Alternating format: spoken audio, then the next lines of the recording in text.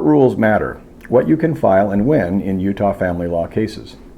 In a Utah divorce or custody dispute, you can't just file anything you want at any time. There are strict rules about what you can file and when. Deadlines, page limits, and other procedural rules are in place, and breaking them can seriously hurt your case.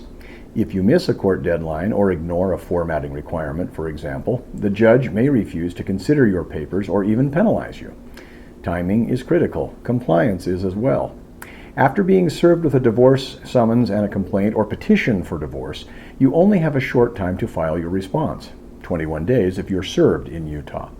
Nearly every step in your case has a deadline. If you miss one, you may lose that opportunity entirely.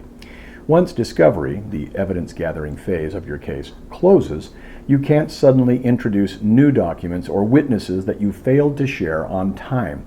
The court won't let you ambush the other side with late surprises, and that's only fair. There are also rules about how your documents must look and how long they can be. Courts cap the length of motions and the size of fonts and the spacing of briefs and motions, often 10 to 15 pages. If you go over the page limit without permission, the judge may ignore the extra pages or reject your filing. It's your job to know these formatting rules and to stick to them. If you break a rule or miss a deadline, the judge or commissioner might not consider your paperwork at all.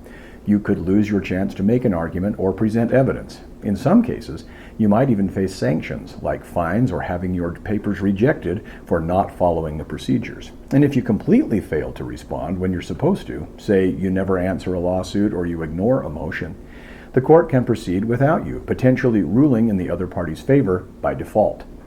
Always remember to serve the other party with any document you file. Filing something with the court isn't enough by itself. The other party must get a copy through proper legal notice. If they don't, your filing can be disregarded. Don't count on last-minute filings either. Judges usually review case materials a few days before a hearing. If you dump something on the court at the last minute, the judge likely won't see it in time, and the opposing party can object to its lateness. In practice, a late filing might as well not have been filed at all in many situations. Also, don't try to contact the judge informally. A personal letter or email to the court won't be considered as evidence. It's not allowed.